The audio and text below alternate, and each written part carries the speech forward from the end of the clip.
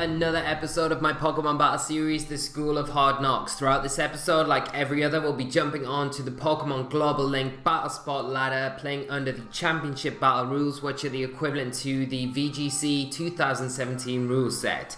So, if you caught the team review episode earlier on today, you'll have seen that we're running a brand new team. What we've also done is reset our rating. After last week, I'm kind of at the point where I want to just forget about last week and start kind of with a clean slate, fresh, and go into this week and next week with a bit more of a positive attitude, and just to provide you guys with a bit more better content.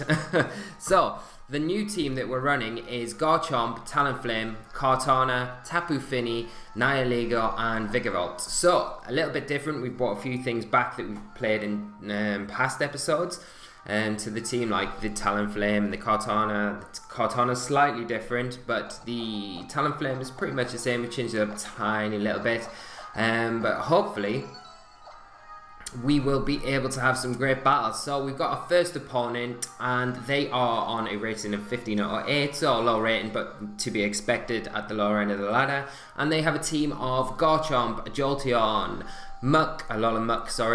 Politoed, Kartana, and Tapu Koko. So, he's got the double electric core with Jolteon, Tapu Koko. So we do have to be wary of that. He does have a rain mode with Politoed, maybe Scarfed, maybe not, more bulky.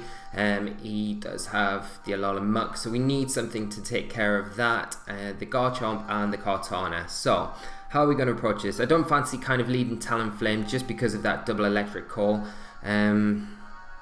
I don't feel it's necessarily, although it might be, you know, he might lead the Kartana expecting the Tapu Fini to come out, so that's always something to keep in mind. But we do have Assault Vest Garchomp now, so I think I will lead the Garchomp, and I think I might lead, I'm tempted to lead Vikavolt, to be honest, to take advantage of the electric terrain if my opponent sets it up. I am going to bring we need something to be able to deal with, I am going to bring the Tapu Fini, and I think in the last slot I will bring Kartana.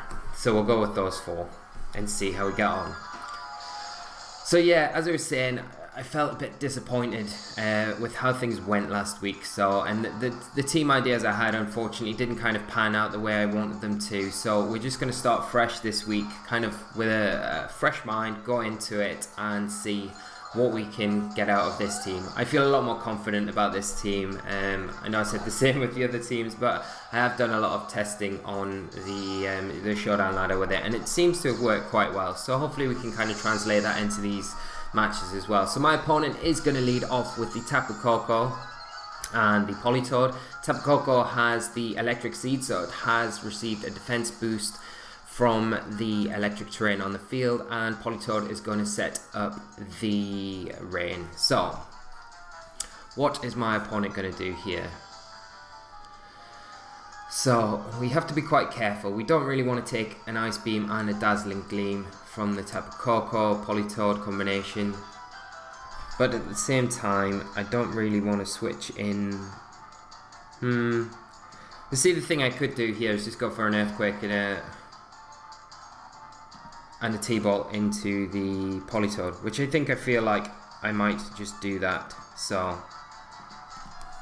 and we'll see how we get on, because Garchomp should survive a combination of Dazzling Gleam and an Ice Beam from the Politoed. Or if it's just the Ice Beam from the Politoed, then we should survive that as well. And if we get the T-Bolt off, we're going to be able to pick up the KO onto the Politoed. So we know it's not a Scarf Politoed. We do get the Earthquake off, and because of the Levitate on the Vikavolt, we are immune to the Earthquake on our end. So that works out quite nicely. We do see an Ice Beam from the opposing Politoed onto my Garchomp, but we take that really nicely. So get the Thunderbolt off onto the Politoed, and that should pick up the KO. So that is not a bad first turn. Now my opponent has switched in his Tapu Koko for the Garchomp, so it's not really threatening my Vikavolt at this particular time in the match. Let me think, because if my opponent goes for an Earthquake and a Dazzling Gleam, I think that probably will be enough to take out my Garchomp, unfortunately. But I don't really want to just... I think I'm going to keep the Garchomp in, sack it at worst, just go for an Earthquake, and I'm going to go for a String Shot, just to lower the speed of both of my opponent's Pokemon. So yeah, we see the Dazzling Gleam come out from my opponent's Tapu Koko. Garchomp survives it quite nicely, and we see Dragon Claw come out from my opponent's Garchomp onto my Vikavolt. So we are actually going to get the Earthquake off with our Garchomp, and we're going to get a String Shot as well. So the opposing Garchomp, sorry, should survive this Earthquake. We should take the Tapu Koko down, unless it's sashed. And we will get a String Shot off with our Vikavolt onto the Garchomp, meaning we are going to outspeed it next turn with our Garchomp, which is quite nice. So, we are sitting in quite a nice position at this point. We've still got all 4 of our Pokemon. We're outspeeding that Garchomp, and my opponent is down to his last 2. So let's see what my opponent has got in the back. So it is that Alolan Muck. And remember that we can get an Earthquake off here, pick up the KO on the Garchomp, do a good chunk to Muck, and the Electric Terrain is still up, so it is boosting my Vikavolt's Thunderbolt. So I'm just going to go for an Earthquake with my Garchomp and T-Bolt. Although we have to be quite wary of possibly a Shadow Sneak from the Muck. So it might be worth, just in this situation, in case it does happen, go for the Earthquake, and I'm going to actually Bug Buzz into the Garchomp. And my opponent just forfeits. So good games to my opponent. That was a nice start, and it just shows how strong that combination of Vikavolt and Garchomp is there. So that's not a bad start to the episode. So we'll go straight into game 2, and hopefully we can kind of keep that up. I do think String Shot is such a good move. It was I was talking a few weeks ago with another PokeTuber that you might have heard of. He's also a very good VGC battler, comes up with extremely good techie teams. We were having a conversation, and he brought up the idea of String Shot Vikavolt, and was kind of explaining the premise of it and what it does, because it's one of those moves that you're aware of, but it's always an early game thing, so you never really take much notice from. But yeah, so we discussed it, and obviously it's such a good move, hitting both opponents and reducing their speed by 2, the speed stat by 2 each time it hits. So it's extremely strong and underrated, and I do think it's something that it's maybe something to look into anyway. So without going on any longer, we've got our next opponent from Japan, who is running a team of Tapu Koko, Garchomp, Celesteela, Arcanine, Porygon 2 and Hariyama. So he's definitely got a Trick Room mode in there, probably with the Hariyama and the Celesteela. He's got the Intimidate support with the Arcanine. He has got Tapu Koko as a fast mode, probably with the Garchomp there. So what are we going to do?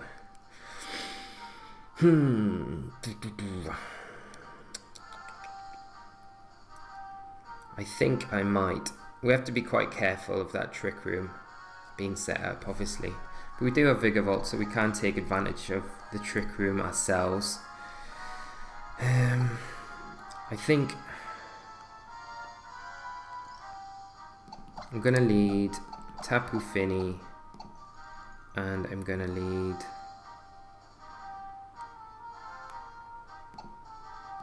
Vikavolt with Kartana and Garchomp, and we'll see how we get on against this.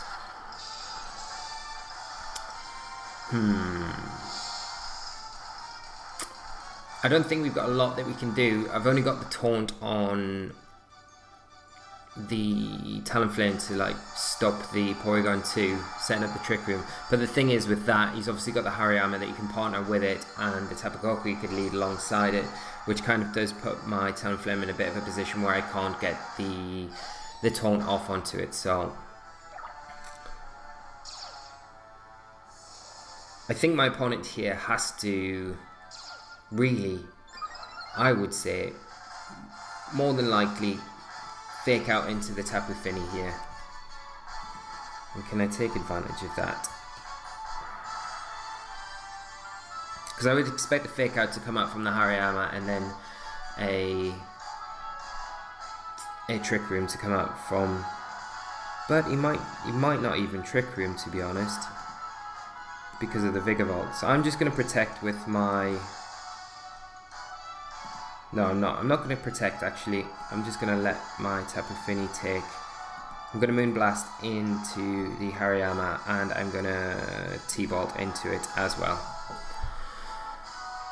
Because the Vikavolt will be slower than both of these Pokemon, so it might deter him from setting the Trick Room up, but you never know. Yeah, and my opponent just goes for the Tri Attack, so he goes for the Tri Attack into the Vikavolt. Hariyama goes for the Fake Out onto the Tapu Fini, but we will get a T-Bolt off onto this Hariyama to do not an ideal amount of damage, but we should put it into Moonblast range.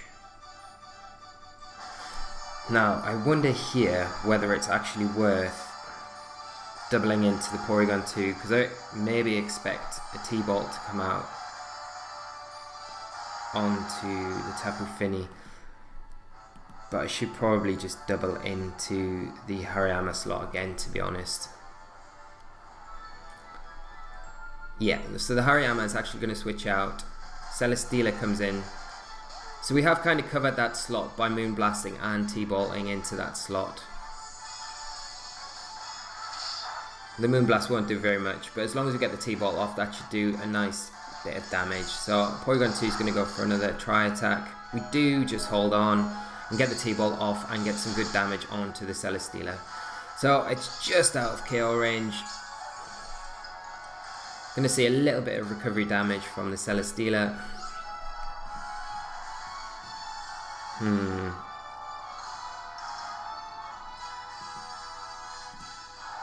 going to go for the Scald onto the Celesteela, and I'm going to bring in my Kartana for my Vikavolt.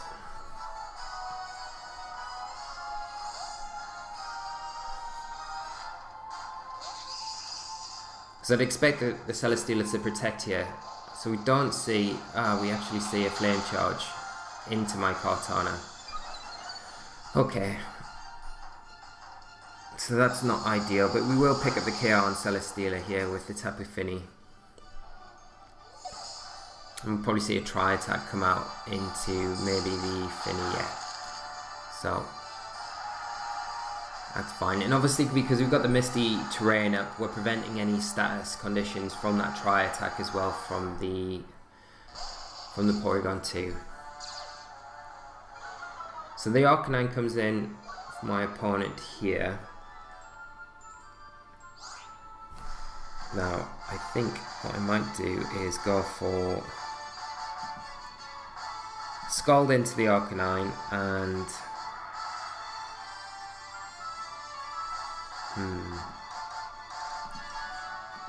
and I think just to cover the Kartana, I'm going to set up a substitute just in case he doubles into the Tapu Fini expecting a protect from the Kartana. So I get the substitute up. And we do see the Wild Charge actually go into the Fini. Yeah, so he's going to pick up the KO there. And we'll probably see a Tri-Attack come out onto the Kartana.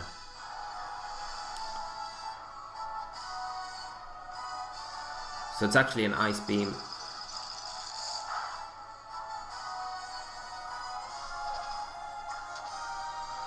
Right, now what have we got? We haven't got a lot of options left, really. This Porygon 2's actually becoming, because we're not really attacking into it and just letting it sit and just deal damage, it's becoming a massive threat to my team. It's just kind of dismantling it as we're going, so we really need to try and concentrate down on taking that out. See, it has had the special attack boost as well, so I think here I've just got to go for the Earthquake and maybe protect my Kartana. Because I still have the Leaf Blade as a banker, but I expect my Garchomp to probably take an Ice Beam here. But we just need to start chipping down that Porygon 2. So the Arcanine actually protects. We're going to get the Earthquake off. We'll do it'll be a tiny amount of damage to the Porygon 2, but the main thing is we're starting to slowly chip it down.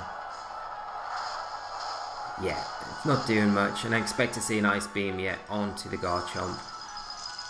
But we should take this. No. With the special attack boost, we do not. So we are in a terrible position. I don't think we're going to actually win out this match, unfortunately. Don't think there's a lot we can do here. Yeah, because both of them are weak. I think with the Finny going down and just not taking, not making the Porygon 2 the priority in this match has really cost us. So that's something we need to probably set up a bit different for when we face Porygon 2 in the future, because it's a popular Pokemon and it's not one that we should be overlooking as well. So I think going into future matches we should be like taking that on board and just going into matches preparing for it slightly better than we are doing. So last ditch attempt, all I can do really is go for the Bloom Doom onto the Porygon 2. But as I say, my opponent's got enough in the tank to kind of just easy pick up the KOs on both of my Pokemon. It's a bit unfortunate. We had one good start to the match. This isn't so good. But like I always say with the new team, there is a learning curve. And I do think this was just down to how we've led and what we've kind of prioritised throughout the match. Nothing more than that. So the Arcanine from my opponent's end is going to go for the Flare Blitz onto the Kartana, pick up the KO.